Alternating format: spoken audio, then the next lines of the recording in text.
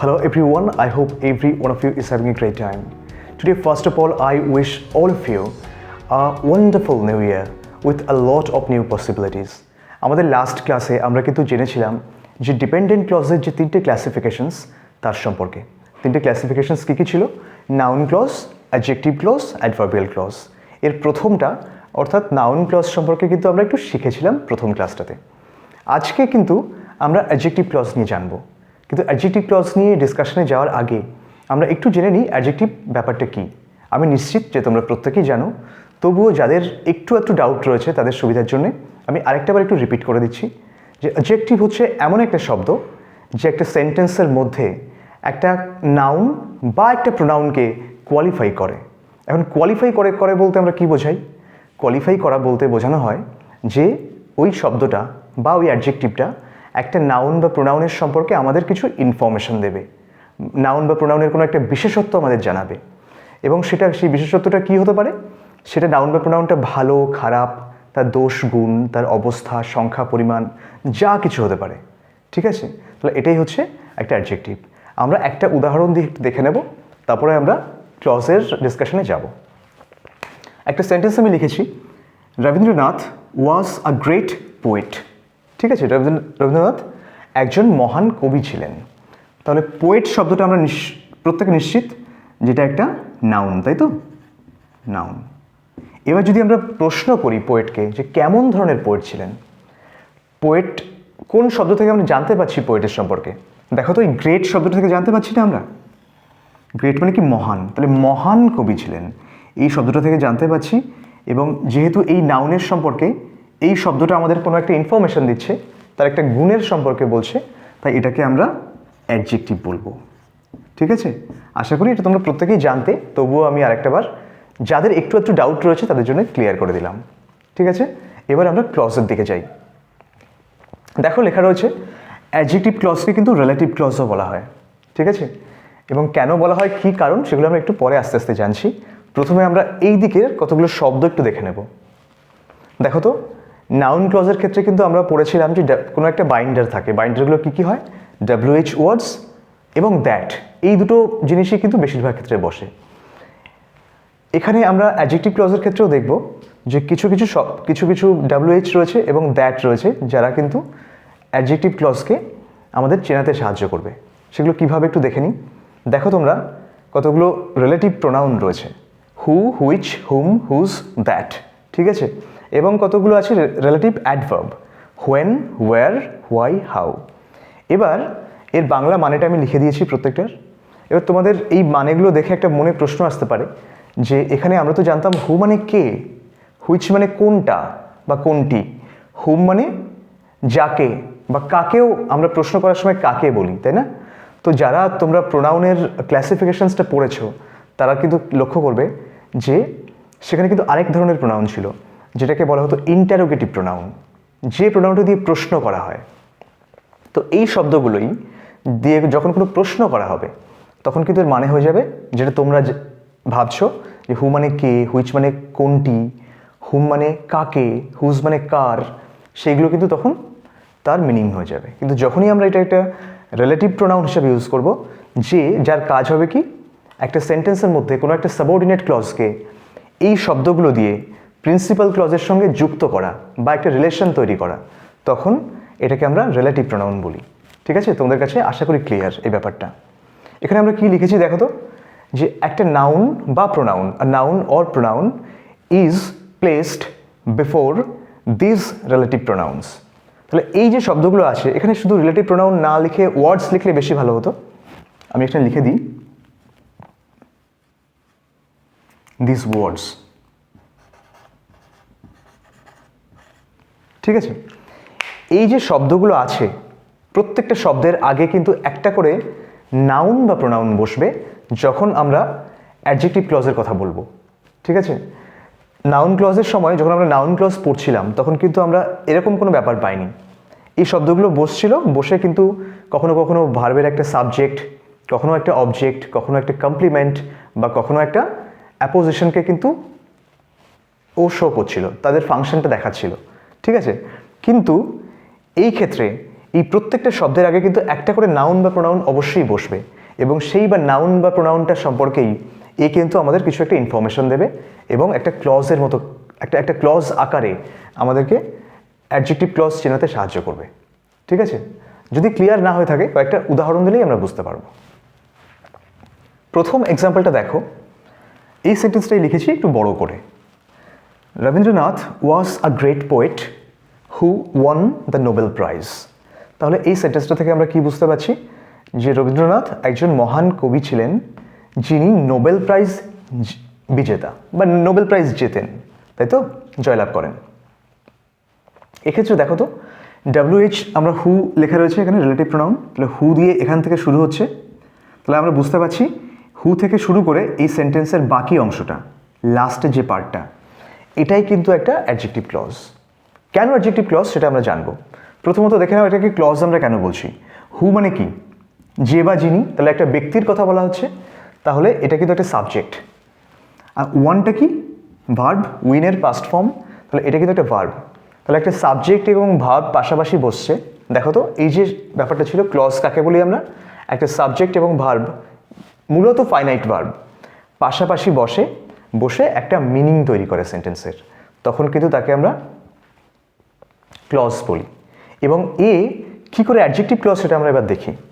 দেখো তো এর আগে কোন শব্দটা আছে, পোয়েট না, তাহলে আমরা আগেই জানলাম পোয়েট শব্দটা কোন পার্ট অফ স্পিচ, একটা নাউন। তাহলে এই যে পোয়েটের সম্পর্কে আমরা এই অংশটা থেকে বা এই ক্লজটা থেকে কি জানতে পারছি, দেখো তো এই পোয়েট, ইনি এমন একজন পোয়েট ছিলেন যিনি নোবেল প্রাইজ জয়লাভ করেন। ঠিক আছে, বা নোবেল প্রাইজ তাকে দেয়া হয়, তিনি নোবেল প্রাইজের বিজেতা হন। তাহলে এই ইনফরমেশনটা আমরা পাচ্ছি পোয়েটের সম্পর্কে। তাহলে নাউনের সম্পর্কে যে শব্দ বা এখানে শব্দ বাক্যাংশ থেকে আমরা জানতে পারছি তাকে আমরা অ্যাডজেক্টিভ ক্লজ বলবো। ঠিক আছে, তোমরা বুঝতে পারলে? তাহলে দেখো, Rabindranath was a great poet, এই পার্টটা কিন্তু একটা প্রিন্সিপাল ক্লজ ছিল বা মেইন ক্লজ ছিল। এ কিন্তু সম্পূর্ণ একাই, এর কারো সাহায্য দরকার নেই, এ কিন্তু একটা কমপ্লিট সেন্টেন্স। কিন্তু যখনই আমরা এই পার্টটাকে বাদ দিয়ে বলার চেষ্টা করছি যে হু ওয়ান দ্য নোবেল প্রাইজ, যিনি নোবেল প্রাইজ জিতেছেন, তাহলে তখন কিন্তু একটা প্রশ্ন আসবে যে কে জিতেছিলেন। তাহলে এই অংশটা কিন্তু একটা অপ্রধান অংশ বাক্যের বা ডিপেন্ডেন্ট অংশ, সেটা কিন্তু আমরা বুঝতে পারছি। তাহলে এই অংশটা নির্ভর করছে সম্পূর্ণ এর উপর।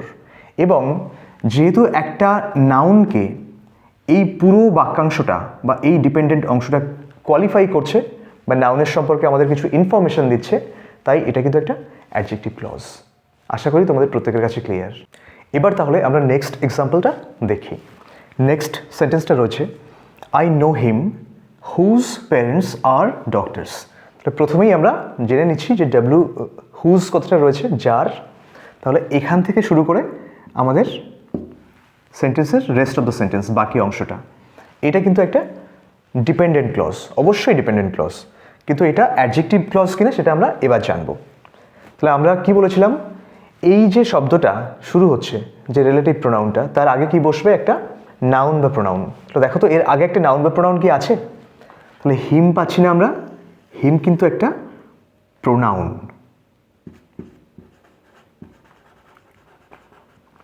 আগেরটাই কিন্তু আমরা একটা নাউন পেয়েছিলাম, এবার কিন্তু আমরা একটা প্রোনাউনের এক্সাম্পলও দেখলাম। তাহলে আমি জানি তাকে, আমি তাকে জানি যার বাবা মা দুজনেই কিন্তু ডক্টরস। ঠিক আছে, তাহলে এই হিমের সম্পর্কে আমরা কি জানতে পারছি, যে তার বাবা মা দুজনেই ডক্টরস ছিলেন। তাহলে এই যে পুরো অংশটা, এই কিন্তু হিমের সম্পর্কে কোনো একটা, এই তার সম্পর্কে আমাদেরকে কোনো একটা ইনফরমেশন দিচ্ছে। তাহলে যেহেতু এই শব্দটা থেকে আমরা জানতে পারছি একটা প্রোনাউনের সম্পর্কে, তাই একে আমরা কি বলবো, অ্যাডজেক্টিভ ক্লজ। ঠিক আছে, তাহলে এই পার্টটা কিন্তু অ্যাডজেক্টিভ ক্লজ এবং এটা কিন্তু মেইন ক্লজ। এই ডিপেন্ডেন্ট ক্লজটা ডিপেন্ড করছে সম্পূর্ণভাবে এর উপর, এর মিনিংটাকে কমপ্লিট করার জন্যে। ঠিক আছে, চলো নেক্সট সেন্টেন্সটা দেখি এবার। He lost the pen which was red in colour. এবার আমরা একটা বস্তুর উদাহরণ দিচ্ছি। দেখো, তাহলে হুইচ থেকে শুরু হচ্ছে WHটা, তাহলে হুইচ থেকে শুরু করে শেষ পর্যন্ত এই পার্টটা ডিপেন্ডেন্ট ক্লজ। কার উপর ডিপেন্ড করছে দেখি আমরা, হি লস্ট দ্য পেন, সে পেনটাকে হারিয়ে ফেলেছে। তাহলে কোনো একটা পেন ছিল তার কাছে যেটা রং লাল, সেই পেনটা সে হারিয়েছে, তাই তো? দেখো তো হুইচের আগে একটা নাউন আছে বা প্রোনাউন, হুইচের আগে কিন্তু আমরা একটা পেন শব্দটা পাচ্ছি, এবং পেন কিন্তু একটা নাউন। তাহলে কোন পেনটা হারিয়েছি, আমরা ইনফরমেশনটা কি পাচ্ছি, যেটা লাল রঙের ছিল। তাহলে এই পুরো অংশটা কিন্তু এই পেনকে কোয়ালিফাই করছে, পেনের সম্পর্কে আমাদের কিছু ইনফরমেশন দিচ্ছে। তাই এই পার্টটা হয়ে গেল আবার অ্যাডজেক্টিভ ক্লজ। ঠিক আছে, তাহলে একটা করে আমরা মেইন ক্লজ পাচ্ছি প্রত্যেকটা সেন্টেন্সে, একটা করে অ্যাডজেক্টিভ ক্লজ পাচ্ছি, এবং মেইন ক্লজ ছাড়া কিন্তু সেন্টেন্স ইনকমপ্লিট। ঠিক আছে, এবার আমরা একটা অ্যাডভার্বের উদাহরণ নিই, রিলেটিভ অ্যাডভার্ব। তোমরা যারা অ্যাডভার্ব সম্পর্কে জেনেছো, অ্যাডভার্বের যে ক্লাসিফিকেশনগুলো ছিল, সেখানে ছিল adverb of time, adverb of place, adverb of reason, frequency, মনে পড়ছে একটু একটু? তো এখানে কিন্তু সেই ব্যাপারগুলো আছে। অ্যাডভার্ব নিয়ে বলার আগে একটু বলে দিই, দেখো তো এই যে শব্দগুলো আছে প্রত্যেকটা, আমরা কি লেখা আছে এখানে, হোয়েন মানে আমরা কখন জানি, যখন কোয়েশ্চেন করা হবে তখন মানেটা হয়ে যাবে কখন, যখন এই ডিপেন্ডেন্ট ক্লজে ইউজ হবে তখন কিন্তু মানে হয়ে যাবে যখন। তাহলে এই যে যখন কথাটা লেখা আছে, তাহলে যখন বলতে কি কোনো একটা টাইমের কথা বলা হয় না? তাহলে এর আগে যে নাউনটা থাকবে সে কিন্তু একটা টাইম থাকবে। দেখো টাইম বলে আমি লিখে রেখেছি পাশে। ঠিক আছে, যখন কথাটা আমরা, ধরো আমি বললাম যখন সে আমার বাড়িতে এসেছিল তখন আমি খাচ্ছিলাম। তাহলে যখন কথাটা দিয়ে আমরা একটা কোনো একটা সময়ের কথা বোঝাচ্ছি না, একটা টাইমের কথা। আবার দেখো হোয়ার, হোয়ার মানে কি, যেখানে বা কোথায়, প্রশ্ন করলে কোথায়, ডিপেন্ডেন্ট ক্লজে যেখানে। তাহলে হোয়ার দিয়ে আমরা কীভাবে প্রশ্ন করতে পারি, কীভাবে আমরা ডিপেন্ডেন্ট ক্লজ আইডেন্টিফাই করতে পারি? আমি বললাম আমি সেই জায়গাটা চিনি যেখানে তার জন্ম হয়েছিল। তাহলে দেখো তো জায়গার কথা বলছিলাম না হোয়ার দিয়ে একটা, তাই প্লেস কথাটা আমি লিখে রেখেছি। হোয়াই মানে কি, কেন, কোনো একটা কারণ বোঝানো হয়, তাই রিজন কথাটা লেখা আছে। হাউ দিয়ে ওয়ে বা ম্যানার কথাটা লেখা আছে। এবার যখন আমরা অ্যাডজেক্টিভ ক্লজ এই রিলেটিভ অ্যাডভার্ব দিয়ে যোগ করব, তখন কিন্তু প্রত্যেকটা এই অ্যাডভার্বগুলোর আগে এই শব্দগুলো থাকবে, অথবা এর কোনো সাবস্টিটিউট থাকবে। সাবস্টিটিউট মানে কি, টাইম কথাটা লেখা আছে, টাইম কথাটা না লিখে হয়তো লেখা থাকলো যে কোনো একটা নির্দিষ্ট টাইম সম্পর্কে, যেমন 8 PM বা 10 AM, ঠিক আছে, এরকম লেখা থাকতে পারে। প্লেস যেমন লেখা আছে, প্লেস মানে কি, ধরো বাড়ি, কারণ বাড়ি একটা প্লেস হতে পারে, প্লেসের জায়গায় হাউস লেখা থাকতে পারে, বা অফিস লেখা থাকতে পারে, অফিসটা একটা জায়গা, বা কোনো একটা জায়গার নাম লেখা থাকতে পারে। ঠিক আছে, না নাম থাকলে কিন্তু সেটা নাউন হয়ে যাবে, তাহলে আমরা না নাম থাকতে পারে, কারণ নাউনকে তো এই কোয়ালিফাই করবে, নাউন বা প্রোনাউনকে। আচ্ছা, রিজন, এই প্রত্যেকটা শব্দ কিন্তু এক একটা নাউন। এই শব্দগুলো টাইম, প্লেস, রিজন, ওয়ে বা ম্যানার। ওয়ে বা ম্যানার বলতে কিভাবে। ঠিক আছে, এক্সাম্পল দিয়ে আমরা বোঝার চেষ্টা করি। এবার দেখো লেখা আছে tell me the time when he will come. আমাকে সেই সময়টার কথা বলো যখন সে আসবে। তাহলে এই টাইম শব্দটা আমরা কি বললাম এক্ষুনি, নাউন। ঠিক আছে, নাউন। আর কোন সময়ের কথা বলছি আমরা, কোন টাইমের কথা বলছি, যখন সে আসবে। তাহলে WH দিয়ে শুরু হয়ে এই পার্টটা যে শেষ হচ্ছে, এই পুরো পার্টটা কিন্তু এই টাইমকে, টাইমের সম্পর্কে, কোন টাইমের সম্পর্কে কোয়ালিফাই করছে, এই নির্দিষ্ট টাইমটা যখন সে আসবে। তাহলে এ হয়ে গেল একটা অ্যাডজেক্টিভ ক্লজ। তারপরেরটা দেখি, টাইম কথাটা না লিখে এবার আমরা একটা নির্দিষ্ট টাইম উল্লেখ করেছি। ঠিক আছে, it is 8 AM when she goes to the office. ঠিক 8টার সময় সে অফিসে যায়। ঠিক আছে, তাহলে হোয়েন WH শুরু হচ্ছে, WH থেকে এই অংশটা পুরোটাই কিন্তু একটা অ্যাডজেক্টিভ ক্লজ, এবং এই যে 8 AM কথাটা লেখা আছে, এই টাইম, নির্দিষ্ট টাইম কিন্তু একটা নাউন। ঠিক আছে, তাহলে এটার সম্পর্কে, এই নাউনের সম্পর্কে আমরা কি জানছি, যে সেই টাইমটাতে সে অফিসে যায়। তাহলে এই নাউনটাকে, এই পুরো অংশটা, এই পুরো ক্লজটা কোয়ালিফাই করছে, অর্থাৎ এটাও একটা অ্যাডজেক্টিভ ক্লজ।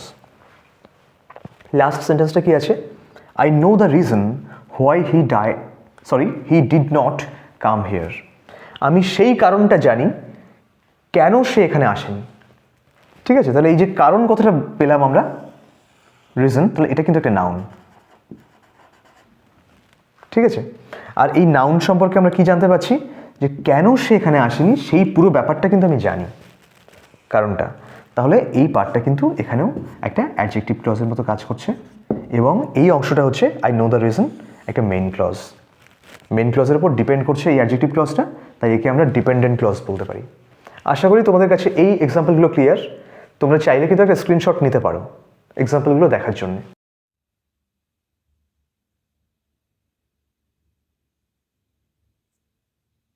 তাহলে আমরা কিন্তু না অ্যাডজেক্টিভ ক্লজ চিনতে শিখে গেলাম। কীভাবে আমরা আইডেন্টিফাই করব সেটাও বুঝতে পারলাম যে এই শব্দগুলোর আগে কোনো একটা নাউন বা প্রোনাউন বসবে।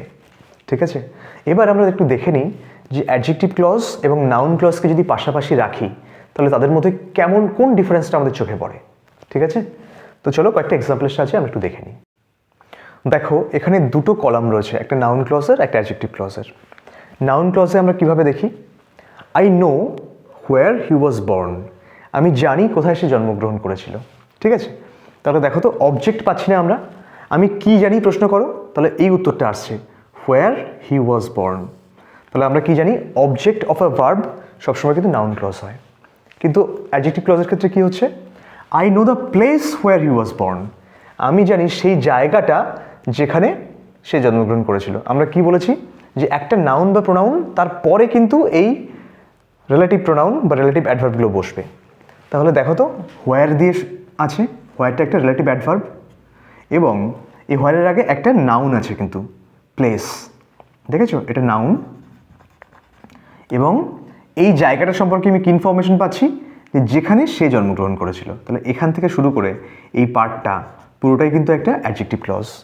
ঠিক আছে, আরেকটা দেখো, tell me when he will come, আবার দেখো একটা অবজেক্ট, আমাকে বলো কি বলতে বলা হচ্ছে যে কখন সে আসবে। তাহলে কি দিয়ে ভার্বকে প্রশ্ন করছি আমরা এখানে, তাহলে আমরা অবজেক্ট পাচ্ছি। তাহলে অবজেক্ট অফ আ ভার্ব কিন্তু নাউন ক্লজ। আবার এখানে দেখো টেল মি দ্য টাইম, এই টাইম কথাটা এক্সট্রা এখানে আসছে কারণ টাইম কি একটা নাউন নিজেই। ঠিক আছে, হোয়েন হি উইল কাম এই একই অংশটাই এখানে আছে, কিন্তু এ কাকে কোয়ালিফাই করছে, এই টাইম শব্দটাকে। তাহলে একটা নাউন, এই নাউন শব্দটাকে যে বাক্যাংশ বা যে ক্লজ কোয়ালিফাই করে তাকে কিন্তু আমরা অ্যাডজেক্টিভ ক্লজ বলি। পরেরটা দেখো, I do not know how he did the job, আমি জানি না কি করে সে কাজটা করেছিল। তাহলে আমি কি জানি না, how he did the job. তাহলে এখানে কি পাচ্ছি আমরা উত্তরটা, যে কিভাবে সে কাজটা করেছিল। দেখো একটা ভার্বের পরে বসছে, অবজেক্টের মতো কাজ করছে, অবজেক্ট সবসময় নাউন ক্লজ। এখানে দেখো I don't know the way, এখানেই যদি আমি একটা ভাগ করে দিই জিনিসটাকে, আমি জানি না সেই উপায়টা বা কি প্রসেসটা। ঠিক আছে, কি জানি না উপায়টা, তাহলে এটা একটা নাউন না, দ্য ওয়ে নাউন। ক্লজের ক্ষেত্রে আমরা কি দেখছিলাম, এই পুরো অংশটা নাউনের মতো কাজ করছে, কি জানি না কিভাবে সে কাজটা করেছিল। এখানে আমি বলছি কি জানি না সেই উপায়টা, বুঝতে পারলে। তাহলে এটা যদি নাউন ক্লজ হয়, এটা জাস্ট দুটো শব্দ, এটা একটা নাউন ফ্রেজ। ঠিক আছে, তাহলে এই ফ্রেজটাকে, এই নাউন ব্যাপারটাকে কোয়ালিফাই করছে কি, যে কোন পদ্ধতিটা জানি না, যে কিভাবে সে কাজটা করেছিল। তাই এই যে পুরো অংশটা, এ কিন্তু এই পদ্ধতিটা সম্পর্কে, এই ওয়ে সম্পর্কে আমাদের কিছু ইনফরমেশন দিচ্ছে। তাই একে আমরা বলতে পারি অ্যাডজেক্টিভ ক্লজ। লাস্ট এক্সাম্পল, এবার দেখো একটু অন্য এক্সাম্পল দেওয়া হচ্ছে যে that he did it is known to all, সে যে এটা করেছিল আমাদের প্রত্যেকে জানা। তাহলে দেখো ইজটা হচ্ছে মেইন ভার্ব এখানে, এবং মেইন ভার্ব না বলে আমরা বলতে পারি ফাইনাইট ভার্ব। ইজ হচ্ছে ফাইনাইট ভার্ব এবং ক্লজ হতে গেলে সাবজেক্ট প্লাস ফাইনাইট ভার্ব থাকতে হবে। তাহলে দেখো এখানে যে দ্যাট হি ডিড ইট, তাহলে সাবজেক্টের আগে কে বসে, ভার্বের আগে কে বসে, সেন্টেন্সের শুরুতে সবসময় সাবজেক্ট বসে। সাবজেক্ট কিন্তু একটা শব্দ হয়, কিন্তু এখানে দেখো সাবজেক্টটা কতগুলো শব্দের সমষ্টি পাশাপাশি বসছে, এবং এটা কিন্তু একটা ক্লজ। হি একটা সাবজেক্ট, ডিড একটা ভার্ব, তাহলে ক্লজ আমরা কাকে বলি, সাবজেক্ট প্লাস ভার্ব পাশাপাশি বসবে। তাহলে হি সাবজেক্ট, ডিড ভার্ব পাশাপাশি আমরা পাচ্ছি, তাহলে এই অংশটা কিন্তু একটা ক্লজ। কিন্তু এই অংশটা কেমন ক্লজ, নাউন ক্লজ। কেন নাউন ক্লজ না, আমরা পড়েছি নাউন ক্লজের ক্লাসটাতে যে ভার্বের সাবজেক্ট হতে পারে, সাবজেক্ট যেহেতু ভার্বের আগে বসে, দেখো এই পুরো অংশটা সাবজেক্টের মতো কাজ করছে ভার্বের আগে বসে। ঠিক আছে, তাই এটা একটা নাউন ক্লজ। এটাকে যদি আমরা অ্যাডজেক্টিভ ক্লজ করি কী করতে হবে, we all know the fact, আমরা জানি সেই ব্যাপারটা। কি জানি আমরা, এখানে অবজেক্ট হিসাবে নিয়ে আসছি আমরা। We all know the fact, অবজেক্টটা কী হয় সবসময় noun. We all know the fact, কোন ফ্যাক্ট, যে হি ডিড ইট। তাহলে এই দ্যাট থেকে শুরু করে এই পুরো লাস্ট পর্যন্ত এই অংশটা হয়ে গেল একটা অ্যাডজেক্টিভ ক্লজ, কারণ এই ফ্যাক্টটার সম্পর্কে আমাদের ইনফরমেশন দিচ্ছে যে কোন ঘটনাটার কথা বলা হচ্ছে, কোন ফ্যাক্টের কথা বলা হচ্ছে, সেটা হচ্ছে দ্যাট হি ডিড ইট। ঠিক আছে, তাহলে আশা করি তোমাদের কাছে এই পুরো ব্যাপারটা কিন্তু ক্লিয়ার হয়ে গেছে একদম।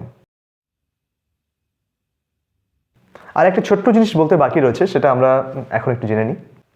অ্যাডজেক্টিভ ক্লজ কিন্তু আমরা দুইভাবে লিখতে পারি, ঠিক আছে, কিন্তু একটা ব্যাপার কিন্তু কমন, প্রত্যেকটা ক্ষেত্রে একটা ব্যাপার কিন্তু চেঞ্জ করতে আমরা পারবো না, সেটা হচ্ছে একটা নাউন বা প্রোনাউনের পরে কিন্তু এই শব্দগুলো বসবে। এটা দেখেই আমরা বুঝতে পারবো নাউন বা প্রোনাউনের পরে যদি এই শব্দগুলো থাকে আমরা বুঝবো সেটা একটা অ্যাডজেক্টিভ ক্লজ। ঠিক আছে, একটা এক্সাম্পল দিয়ে দেখি আমরা। প্রথম সেন্টেন্সটা রয়েছে যে Netaji was a great leader. Netaji একজন মহান নেতা ছিলেন বা পথপ্রদর্শক ছিলেন। Who fought for the freedom of our country, যিনি লড়াই করেন আমাদের দেশের স্বাধীনতার জন্য। তাহলে দেখো হু থেকে শব্দটা শুরু হচ্ছে, হু থেকে ক্লজটা শুরু হচ্ছে পুরো, এবং এই পুরো ক্লজটা একটা অ্যাডজেক্টিভ ক্লজ। কেন? কারণ এই হুটা যিনি আমাদের দেশের জন্য দেশের স্বাধীনতার জন্য লড়াই করেছিলেন, কার কথা বলা হচ্ছে? এই লিডারটার সম্পর্কে। তাহলে লিডারটা কিন্তু এখানে নাউন, এবং এই নাউনটাকে কোয়ালিফাই করছে এই পুরো ক্লজটা। তাহলে এই ক্লজটা যেহেতু নাউনের কোয়ালিফায়ার, তাই এটা একটা অ্যাডজেক্টিভ ক্লজ, আমরা কিন্তু বুঝতেই পারলাম সহজেই। হ্যাঁ, এবার পরের সেন্টেন্সটা দেখি। দেখো লেখা আছে, দেখো আমরা একটা জিনিস কিন্তু প্রত্যেকেই জানি যে নেতাজি যে এই লিডার কিন্তু সেই একই পার্সন, এই দুজন কিন্তু একই ব্যক্তি, তাই না? তাহলে আমরা নেতাজির পরেও কিন্তু, নেতাজি যেহেতু এটা একটা নাম বা একটা উপাধি, তাহলে এটাও কিন্তু একটা নাউন। তাহলে নেতাজির পরেও কিন্তু আমরা এই ক্লজটা বসাতে পারি। তাহলেও কিন্তু দেখো সেই শর্তটা কিন্তু আমাদের থাকছে, একটা নাউনের পরে বসাবো বললাম আমরা, ঠিক আছে, অ্যাডজেক্টিভ ক্লজটা। তাহলে দেখো এই নাউনটার পরে, নেতাজি তো একটা নাউন, এবং এর পরে আমরা কি বসাচ্ছি? যিনি আমাদের দেশের জন্য লড়াই করেন, was a great leader. Sorry, এই সেন্টেন্সটা একটুখানি ভুল লিখে ফেলেছি, who fought for the freedom of our country হবে। কিন্তু যাই হোক, এই সেন্টেন্সটাও মোটামুটি ঠিকই আছে, অসুবিধা নেই। এটাও মানেটা অনেকটাই কাছাকাছি, আমরা প্রত্যেকে জানি যে তিনি ফ্রিডমের জন্য লড়েছিলেন, তো এটা না লিখলেও কিন্তু চলবে। দেশের জন্য লড়াই করা বলতে দেশের স্বাধীনতার জন্য লড়াই করা, ঠিক আছে। তাহলে নেতাজির পরে যদি আমি এই পার্টটাকে বসাই, তাহলেও কিন্তু একই রকম হবে। তাই বলছি নেতাজি হু ফট ফর আওয়ার কান্ট্রি। তাহলে এখান থেকে এই অংশটা পুরোটাই হচ্ছে অ্যাডজেক্টিভ ক্লজ হয়ে গেল। তারপরে আমরা কি লিখেছি? ওয়াজ আ গ্রেট লিডার। এবার দেখো দুটো কমা রয়েছে, নেতাজির পরে একটা কমা আছে, কান্ট্রির পরে একটা কমা রয়েছে। কেন কমা আছে আমরা একটু বোঝার চেষ্টা করি। দেখো আসল প্রিন্সিপাল ক্লজটা কোনটা এর মধ্যে? দেখো প্রিন্সিপাল ক্লজ আর সাবঅর্ডিনেট ক্লজ বা ডিপেন্ডেন্ট ক্লজের ভাগটাকে দেখানোর জন্য কিন্তু কমাটা আমরা দেওয়া হয়, কমাটা আমরা দিই আর কি। যেমন এখানে নেতাজি কথাটা আছে, যদি আমি এই কমার পরের অংশটা থেকে এই কমা পর্যন্ত এই অংশটাকে বাদ দিই, তাহলে কি হচ্ছে সেন্টেন্সটা? Netaji was a great leader. এই পুরো অংশটা এটার সঙ্গে এটা যখন যোগ হয়ে যাচ্ছে এইটুকু, তখন কিন্তু এটা একটা প্রিন্সিপাল ক্লজ হয়ে যাচ্ছে, যেটা ছাড়া কিন্তু সেন্টেন্স ইনকমপ্লিট। এবং তারপরে আমরা বলছি যিনি আমাদের দেশের জন্য লড়াই করেছিলেন। বুঝতে পারলে? তাহলে এই অংশটাকে কমা দিয়ে আলাদা করা হয়েছে কেন? যে এটা যে প্রিন্সিপাল ক্লজ এবং এটা যে একসঙ্গেই মিনিংটা শো করছে আমাদের কাছে, সেইটাকে দেখানোর জন্যে। ঠিক আছে, আরেকটা এক্সাম্পল আমরা দিয়েছি যে mother Teresa who was very kind hearted, যার মন ছিল খুব নরম, যিনি খুব দয়ালু ছিলেন, ওয়াজ আ গ্রেট লেডি, একজন মহান মহিলা ছিলেন। ঠিক আছে, তাহলে মাদার টেরেসা এই অংশটা থেকে শুরু করে এই যে ওয়াজ আ গ্রেট লেডি, এইটা কিন্তু পুরো প্রিন্সিপাল ক্লজ। ঠিক আছে, মাদার টেরেসা ওয়াজ, দুবার ওয়াজ হয়ে গেছে না, mother Teresa was a great lady, এই পার্টটা পুরো প্রিন্সিপাল ক্লজ, এবং এর উপর ডিপেন্ড করছে কে? হু ওয়াজ ভেরি কাইন্ড হার্টেড, যিনি খুব দয়ালু প্রকৃতির ছিলেন। ঠিক আছে, তাহলে এই যে অংশটা রয়েছে এ কিন্তু অ্যাডজেক্টিভ ক্লজ। তাহলে অ্যাডজেক্টিভ ক্লজ সবসময় কিন্তু শেষে বসবে, প্রথমে বসবে এমন কথা নয়। আমরা একটু এটাকে মাঝখানেও কখনো কখনো বসাতে পারি, কিন্তু দুটো কমার সাহায্যে আমরা এটাকে ভাগ করে দেবো মেইন ক্লজের থেকে, যে এই দুটো কমার মধ্যে যে অংশটা আছে এ অ্যাডজেক্টিভ ক্লজ হিসাবে যেন চিহ্নিত করা যায় একে। ঠিক আছে, তাহলে এই ছিল মোটামুটি সাবঅর্ডিনেট ডিপেন্ডেন্ট ক্লজের অ্যাডজেক্টিভ ক্লজটা সম্পর্কে আমাদের আজকের ডিসকাশন। তোমরা আশা করি প্রত্যেকে বুঝতে পেরেছো। যদি চাও তোমরা একটা স্ক্রিনশট নিতে, তোমরা কিন্তু এখান থেকে নিতে পারো।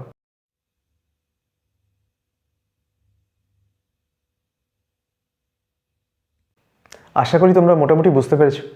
নেক্সট ক্লাসে আমরা অ্যাডভার্বিয়াল ক্লজ সম্পর্কে কিন্তু ডিসকাস করব। আজকের মতো এই পর্যন্তই। Thank you all.